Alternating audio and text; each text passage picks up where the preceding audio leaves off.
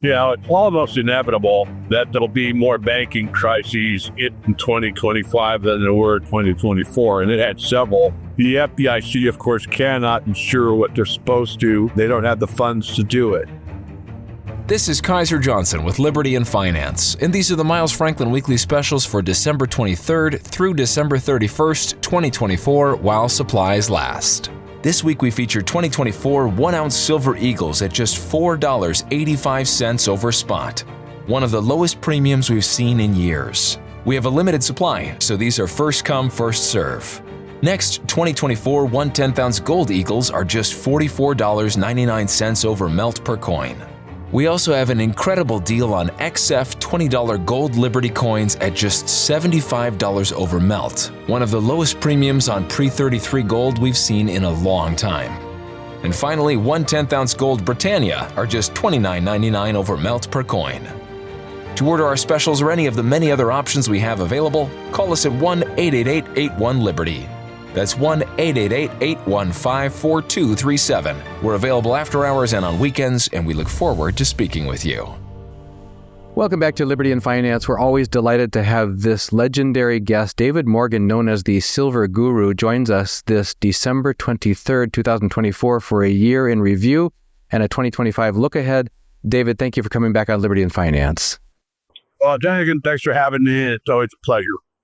We caught you on the run. You're on an interstate drive, and we are grateful that we were able to get you in our studio via this audio link.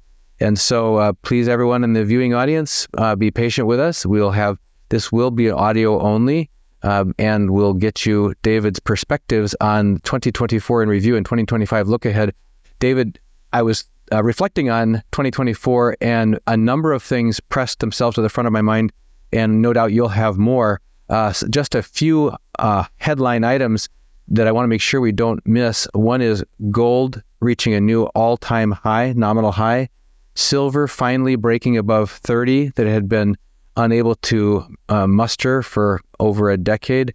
The Fed waging whatever they want to call it against inflation, whether they're denying it or minimizing it or gaslighting us or whatever, but they're doing a lot of things this past year in 2024, and we've been facing remarkable inflationary pressures. And then fourth, the election of Donald Trump and both the immediate market response to that and the perhaps more long-term or at least midterm reactions to his proposed policies on several levels. So that's the 2024 in review highlights, and I'm sure you have others. Could you kick us off with your view of any takeaways from gold attaining and surpassing its previous all-time nominal high against the U.S. dollar, and silver breaking out of that 30 ceiling that it was subject to for a long, long time? Absolutely. First thing is I did a pretty much a year-end roundup on my weekly perspective. I do that off of my own podcast. It's just me and the microphone. And what we saw was that gold and silver were both up round numbers about 30% in the year 2024. I don't expect much change by the next week. Platinum was off about 7%. And if memory serves, palladium was off about 13%. So what I've been saying for the last few months holds, and that is that after we reached that nominal new high, what we found was what I call indecision or consolidation pattern. So they've gone sideways. Unfortunately, silver broke through the 50-day and the 200-day moving average, which means there's going to be a little bit more work to do to come back up into the trading range and then break through.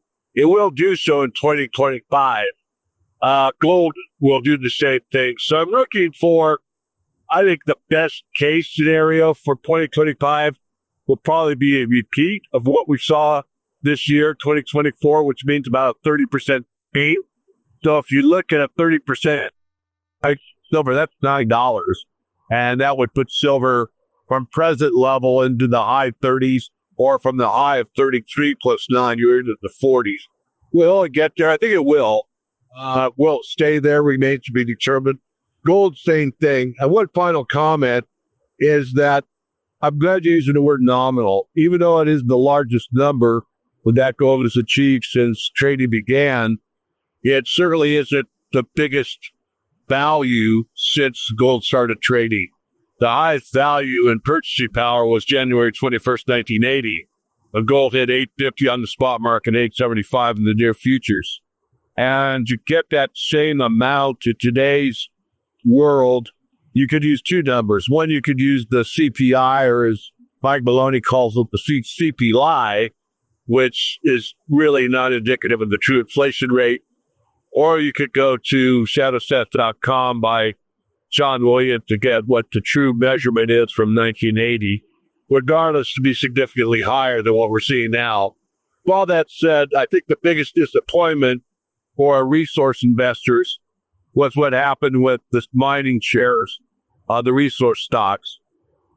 Neither the XAU nor the HUI was able to even match gold and silver performance this year, which means that the shares on aggregate, in total, on balance, underperformed, which is quite disappointing for people that are expecting, as they should, to get some leverage out of opening the shares. There's more risk, but usually more reward. What's ironic about that is many of the gold shares are actually true value plays now.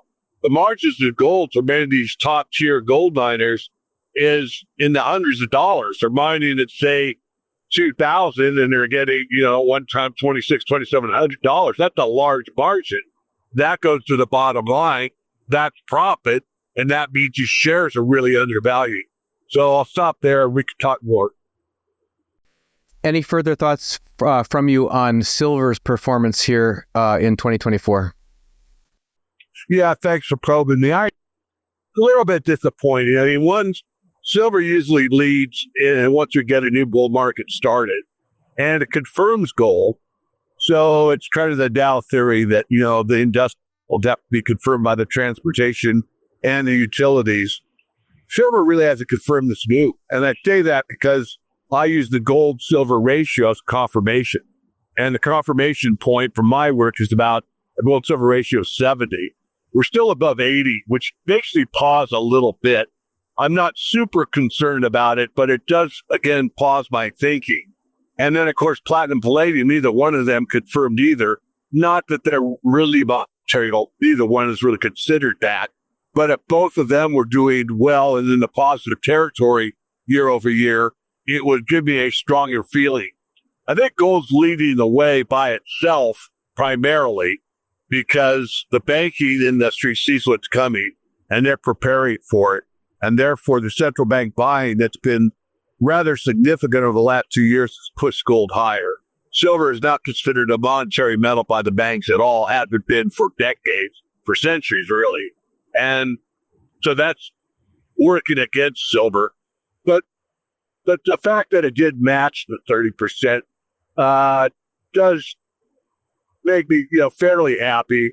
I really am looking for what happens in 2025.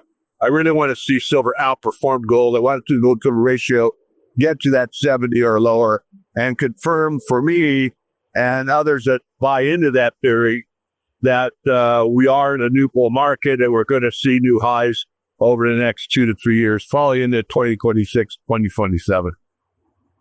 You mentioned in passing the difficulty of talking about gold and silver performance because we're talking about them in terms of the U.S. dollar, fiat currency that's on its deathbed, it seems, and from many measures, and emblematic of our country's finances where we're running skyrocketing debts and deficits and no end in sight. If you look at many factors that are driving that, you mentioned shadowstats.com as a truth teller. John Williams has been on our show multiple times helping to explain how he's measuring things without moving the goalposts the way the feds like to do. But can you talk to us about your view of inflation of our monetary system right now through 2024 and what the Fed was trying to do or seemed to be trying to do or claimed they were trying to do, and what do you think the real effects are that brought us to the point that we're at right now with debts, deficits, and the value of the dollar? Well, the first thing is that the Fed has actually admitted that, we have the highest inflation rate in 40 years, and that's using their metrics. So if you use John Williams' metrics and you'll come to the the idea that, it's much worse than what they're actually admitting to. The other thing is they're trying to play both sides. They're trying to say that, well, things have gotten good enough that we can lower interest rates and therefore stimulate the economy. But at the same token, people that have to, use gasoline for transportation and buy food realize that the inflation rate, especially in food, is rather significant, much higher than what they claim to be the core inflation rate that leaves out food and energy. So it's a magic trick. They're trying to have it both ways, trying to say the economy's good enough or good. And look at the Dow Jones, look at the S&P 500, look at the phenomenal new highs. And they're equating the financial markets with the physical economy, which that relationship's been broken for a long time. There's very little correlation between what financial markets show as far as the number of a certain index and what the reality is on Main Street. Wall Street and Main Street don't align. So I think most people see that quite clearly, and now they ask themselves what to do about it. So I see that gold basically taking care of business, so to speak, and keeping their purchasing power intact, but very little else is, other than some of these stocks. If you're in a Magic 7, you're probably very happy. If you're in the overall market, you might be okay, but you're really not doing as well as it might appear just from a numbers perspective as outlined for gold on a nominal value basis. But I think that's something that they're trying to persuade the markets and the investors that things are fine. And I think they're losing that narrative. I think that there's so many of us, like Dunnigan Kaiser, that have gone out, talked about what's really going on. And I think the alternative news really create the narrative these days. I think the mainstream narrative has nearly been lost for the majority. Now, anyone that's probably 60 years old or older probably still get their news from the mainstream press, mainstream financial press. But anyone that's probably 50 or younger doesn't buy into the fake news. So I think that's a real problem for them going forward. On the back of all of this, we had the election of Donald Trump and planning to take office next month. There was some doubt as whether we'd have an election. There was some doubt, would it be free and fair election? There was some doubt, would there be rampant civil unrest regardless of the outcome of the election? Your view on how the election went, why it went that way, and what you see, I guess that can be a bridge into what you see coming, the fruits of that you see coming going forward. Well, I like to be apolitical. I really am of the strong belief that the political class is overrated, meaning that they have all this power and authority and they can, change things. And there's some truth to that, but really the political class is run by the corporate class. It's really a corporatocracy where the corporations with the lobbyists take care of the changes in the lawful system, the legal system, basis what their lobbyists do, regardless of which party's in office. And because of that strong belief, but I'll call it a fact, having Trump elected, how it happens, probably because the majority was so overwhelming relative to what the other party had as far as a true vote. I think that's the reason we saw the results that we saw. That can't be proven, or maybe it could be. It can't be proven by me. But coming back to the kind of knee-jerk reaction after Trump was elected, the markets fell off significantly in both gold and silver. And I think it was just a knee-jerk reaction where I think a lot of sell-off was due to the fact that people thought, well, now we're in a new position. Things will be much better. We're back on track, and I don't really need to have the hedge position I had before. I'm going to lighten up my gold position. And that really wasn't the retail investor. That was more of the hedge fund manager types, managed by the people that work pension funds and have a hedge position through the derivatives market, which is really what sets the price. So that took place. But I want to remind everybody that the gold price went up in percentage terms higher under the 4 years that Trump held office than it did during the 4 years that Biden held office. Does that guarantee that the next 4 years under Trump will outperform or do, a higher percentage than Biden did again? No, it doesn't. But it's something to contemplate. I don't think the interest rates matter that much until they get above the true inflation rate. And again, going back to John Williams, the true inflation rate is 8 points above the stated inflation rate. So we're looking at about a 10% inflation rate. Until you get the long bond at that level, which is doubtful, could happen, but doubtful, I don't think that the bond market has as much power as it really could if we really told the truth of what the real inflation rate is. One thing I may have neglected to mention before, as far as a major highlight of 2024, was the BRICS nations embarking on a concerted and high-volume purchasing program for gold and silver. In some cases, Russia, China, and India are among those that bought record amounts of gold and or silver last year. Your view of this phenomenon and whether you see it having legs and persisting into the future? I think it will have legs, and I think it will persist into the future. I think they're doing it in a rather careful manner.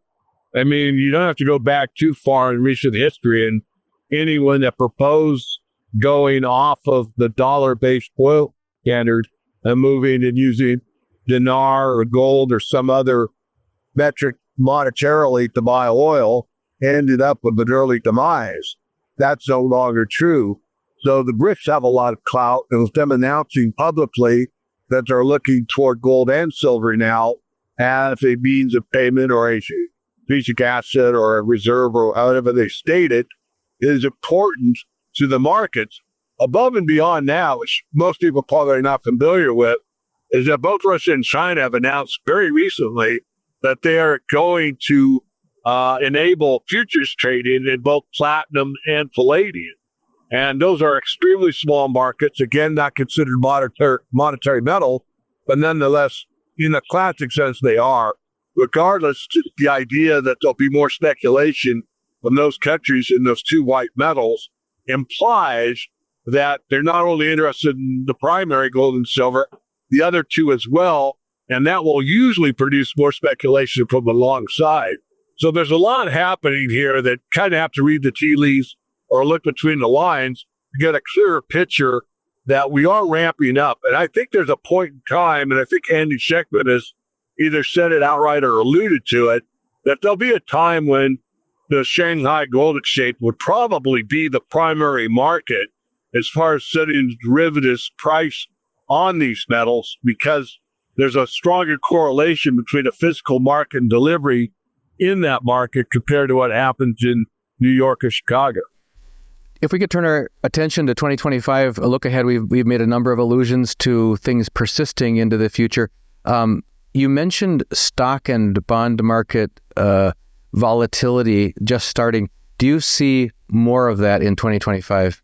Yeah, we've hit, and I know I've said this before, but as far as I can tell, we have finally hit probably the high of the stock market, which means that for the next, could be years, we'll see a decline in the overall stock market. So whatever average you want to look at, S&P, the Dow, the Russell, whatever, you're going to see a decline. And because of that, you're going to see, those investors looking for alternatives, which means there'll be more pressure in the commodity sector. Further that with the fact that commercial real estate in the United States is as bad as or worse than the 2008 real estate crisis, which is mostly retail real estate. This time it's commercial real estate. And then, of course, the bond market, as I said earlier, really is the king of all markets. It's the most important market, and it's based on trust.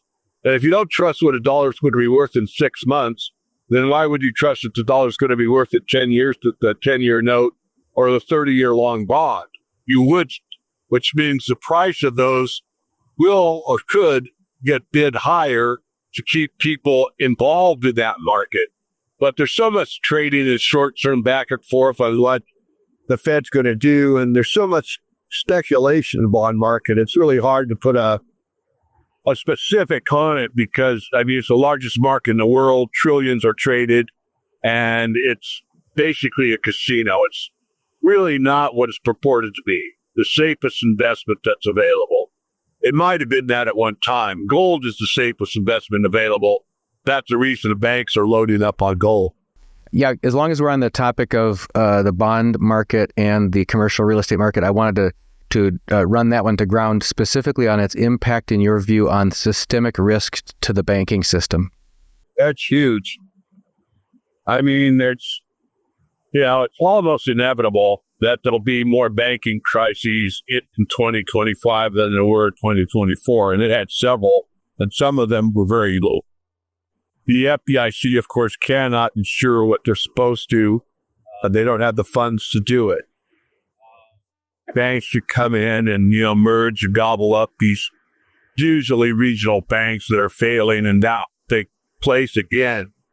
But what I'm most concerned about is what that law, and that is that bail-ins are what that law is technically against the law to do another bailout, although that law, quote unquote, that mandate was broken during the Silicon Valley Bank and the other two that went down about the same time. And what that shows me is just will do whatever they need to keep the system solvent, regardless of what the law is. But because of that fact, if you're in a regional bank and it fails, that doesn't necessarily mean that the Fed will come in and rescue you with the bailout. They might just go ahead and obey the law at that time and say, guess what? It's a bail-in.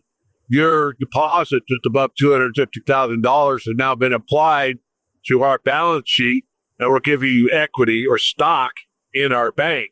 And that's already happened in the Cyprus event. There were other banks involved from other countries. And the amount of return after you could sell your stock, which is usually more than a year, was 5 cents on the dollar. I'm not trying to scare anyone. I'm just giving you a hard fact. So if you're in a position where you've got a large bank account, either be it individually or for your business, you might want to reconsider where you hold some of your funds and have a hedge position just in case something goes wrong with your bank. You mentioned earlier the BRICS nations buying up gold and silver at a record pace.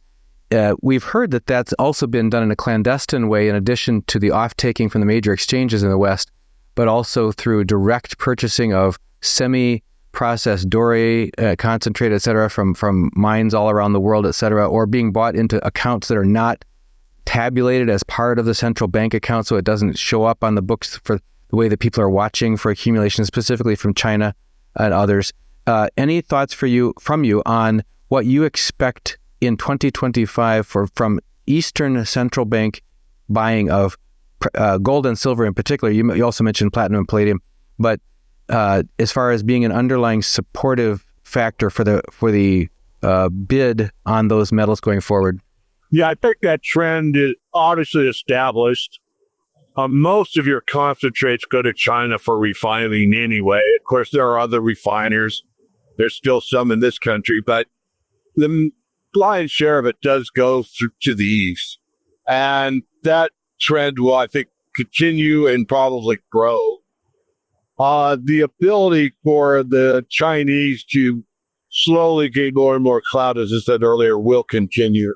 So I think there's going to be more and more pressure, as I said earlier, for the flow of funds in hard currency, the metals, going east, and more, treasury bond sales going from east to west. I mean, China still, although they sold a great deal of their treasury, still hold the vast amount.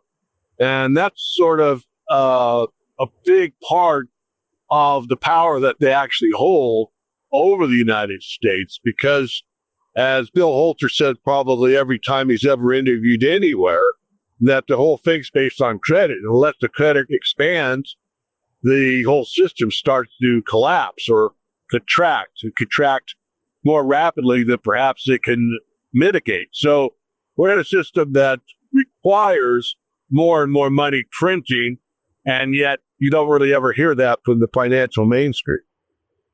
You mentioned a couple of times the true rate of inflation versus the stated rate of inflation. What's your outlook for inflation and the value of the dollar through 2025? Can more of the same, continued destruction of the currency, and at what expense? I think the dollar may have hit its high at 113 or so, but I actually think the dollar may strengthen as we go through some banking crises, more problems in the real estate market, and a softening stock market. Now, I do think that the new administration wants a weaker dollar. So you've got kind of countervailing forces, and it's kind of a flip of the coin to see which one will win out. I do think that the dollar over time will continue to deteriorate, but in the short term, I'm not so sure that will be the case. There's been, as you mentioned, a lot of enthusiasm, warranted or unwarranted, with the election of Trump about getting our ship righted and getting balance of trade corrected and tariffs to punish those who are taking our manufacturing overseas or bringing in manufactured goods rather than doing them in the U.S., that sort of thing. What's your outlook on the ability of a new administration to actually make substantial changes in tariffs or these type of policies, and whether their effects what you see as the outcome of those potential policy changes on both the domestic economy and the global economy? Well, I hate to say it, and I've probably been, named a doomer many times, and I really don't care what label you put on me. I try the absolute best of my human ability to, shoot straight and give you facts. I think it's extremely bleak, and I say that for two reasons. Number one reason you get good GDP out of the United States is the real estate market. Whether it's commercial, residential, or both, the more new stuff that we're building, the higher the GDP. The second most important market is the automobile market. The more cars you're producing, the better your GDP. The car market is absolutely flooded with inventory that no one can afford to buy. And you see massive layoffs in the auto sector across the board. Even the foreign auto manufacturers are laying off workers left, right, to center. The commercial real estate market, as you said, is really dismal. It's as bad as 2008, probably going to be worse than that. So because of that fact, you have a very big contracting economy, not only U.S.-wise, but globally. China's not doing very well. We've already written that part of the January issue of the Morgan Report. China's in trouble, too. So you have a contracted economy. So how do you mitigate this problem? Well, the worst thing you could do is add to the cost, already a high cost that people can't afford. So if you put a tariff on imported autos to make the automobile manufacturers equal to the Chinese, for example, now you have really disrupted the market. You don't have to go back too far in history to look at what happened in the 1930s with what's called the Great Depression.